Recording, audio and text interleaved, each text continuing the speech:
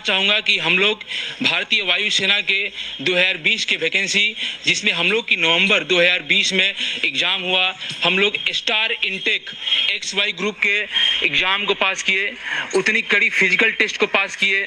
और यह वही ग्राउंड गांधी मैदान है जहां हम लोग 5-5 राउंड इसका दौड़ा करते थे।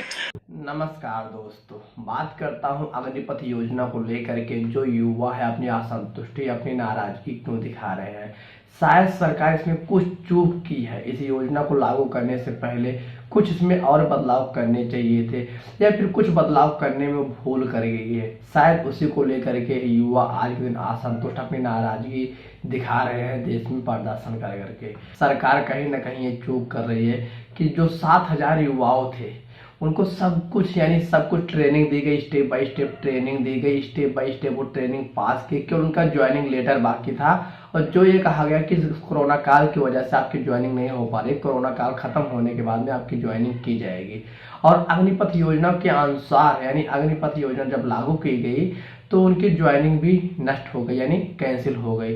तो उस युवाओं की अभी एज ज़्यादा हो गई है, तो अपनी नाराजगी, वो अधिकतर युवा वही है जो रोड पे अपना प्रदर्शन कर रहे हैं, अपनी नाराजगी दिखा रहे हैं, जिनको केवल एक ज्वाइनिंग लेटर आता और उनकी आर्मी में भर्ती हो जाती।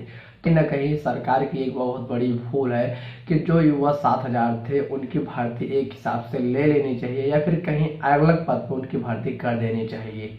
नंबर 2, सरकार पेंशन का सिस्टम खत्म करना चाह रही है, क्योंकि वो बोल रहे कि जीडीपी के अनुसार करीब 25 से 30% जो पैसा देश का है वो केवल पेंशन देने में चला जाता है।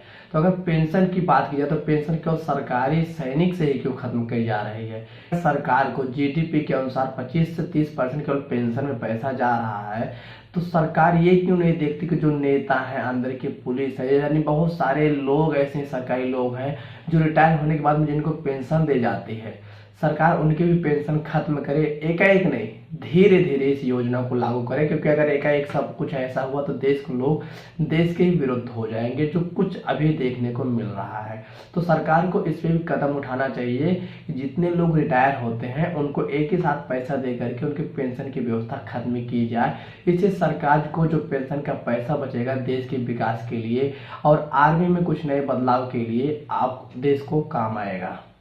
कहीं ना कहीं युवा इसलिए भी नाराजगी जता रहे हैं अग्निवीर सैनिक में जाने के लिए कि बाई चांस अगर उनको ड्यूटी के टाइम कहीं पे डेथ हो जाती है, उनको सरकार बोल रही है कि एक साथ में 40 से 50 लाख रुपए दिए जाएंगे उनके परिवार को।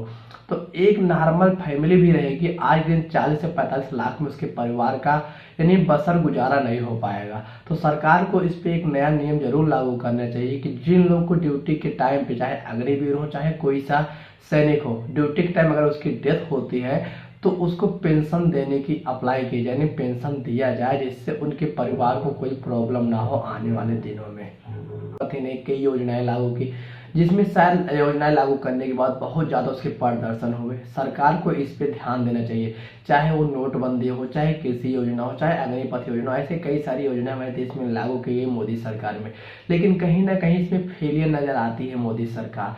तो इस पे एक देख रेख की जाए कि कोई योजना लागू करने से पहले अपने देश की जो अंदर की व्यवस्था है उसको टाइट की जाए, जैसे धरना प्रदर्शन ना हो, और जिससे ये ज़्यादा से ज़्यादा ट्रेनें बसें जो चलाई जाती हैं पब्लिक को नुकसान पहुंचता है, इस नुकसान से बचा जाए। सरकार को इस पे कोई योजना लाने से पहले ज़्यादा से ज़्यादा ध्यान देना चाहिए अपने अंदर की अर्थव्यवस्था को लेकर के। अरे युवा अग्निवीर योजना को लेकर के इसलिए विरोध कर रहे हैं कि वो सोच रहे जब मेरे 22 से 23 साल में जब मैं भर्ती लूंगा अग्निवीर योजना में, उसके बाद जब मैं रिटायर होऊंगा 4 साल बाद, उसके बाद मैं बेरोजगार हो जाऊंगा। तो इसको सरकार को इस पे ध्यान देना चाहिए। जो इनको पैकेज दे रहे, कुछ लोगों को लग रहा है जो पैकेज दे रहे लोग इसको बिजनेस मॉडल में यूज कर सकते हैं, बट सभी तो नहीं यूज कर सकते, क्योंकि सभी घर पे माँ है, बहनें हैं और खुद की जिम्मेदारी, खुद की शादी भी देखना रहेगा उस उम्र में। तो कुछ लोग ऐसे हैं जो अपनी बहन की और खुद की शादी में वो पैसा खर्च कर देंगे। तो उनके लिए अधिकतर उपाय किए जाए जो सरकार की कुछ कमियां। अब बात करते हैं सरकार क्यों ऐसे मजबूर होकर इस योजना को लागू की।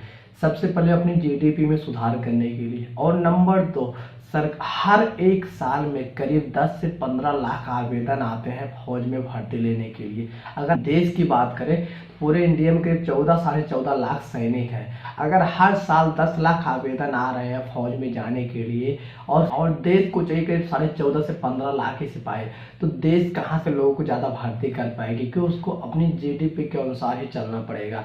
देश को लग रहा है कि 14 लाख जो देश के सिपाही बॉर्डर पे खड़े हैं वो देश की सेवा करने में असमर्थ है, तो सरकार उस पर अगला कदम उठाएगी और ज़्यादा भर्तियाँ करवाएगी। और इसलिए लाए कि जो ज़्यादा से ज़्यादा युवा है हम उनको बॉर्डर पे भेजेंगे या फिर और कहीं पे रखेंगे, उनको देश की सेवा करने का अवसर मिलेगा। और जो हर युवा का सपना रहता है भारतीय युवा बॉर्डर पे जाएंगे और अपने देश की सेवा करने का हमें अवसर मिलेगा। तो सरकार इस अवसर को हर युवा के सामने रख रही है। और दूसरी बात, देश में जो बेरोजगारी आज बहुत ज़्यादा हो गई है, कहीं ना कहीं ये बेरोजगारी का भी कारण है।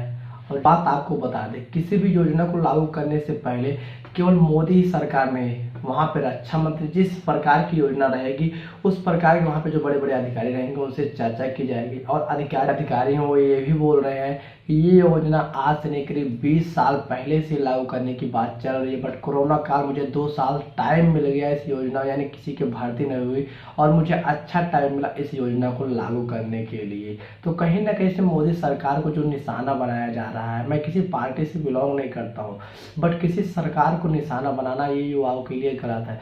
ये सैनिक के प्रमुख हैं उनसे राय लेकर के, जो हमारे देश के रक्षा मंत्री हैं उनसे राय लेकर के, यानी हर बड़े बड़े अधिकारी से राय लेकर के ये ना को लागू किया गया।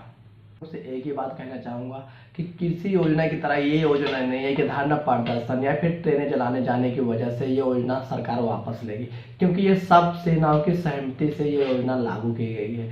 आप लोग एक ही काम कर सकते हैं, अपनी नाराजगी आप जाहिर करना चाहते हैं तो ज़्यादा से ज़्यादा वीडियो को शेयर करिए। सरकार अगर इस योजना अग्निपथ योजना को वापस नहीं लेगी, अगर इसमें कुछ बदलाव करे जो मैं आपको बताया, अगर ऐसा कुछ बदलाव करे तो शायद जो युवा है वो संतुष्ट रहेंगे और इस संतुष्टि को लेकर के वो धरना प्रदर्शन को बंद करेंगे और इसके हित के लिए आगे अपना हाथ बढ़ाएंगे। तो आप लोग शायद समझ गए होंगे, समझदार है सभी लोग। मिलते हैं नए अपडेट के साथ। अगर आप लोग को यह वीडियो सही लगा तो ज़्यादा से ज़्यादा शेयर कीजिए, लाइक कीजिए और मेरे साथ बने रहने के लिए सब्सक्राइब का बटन दबाइए। मिलते हैं नेक्स्ट वीडियो, तब तक के लिए जय हिंद जय भारत।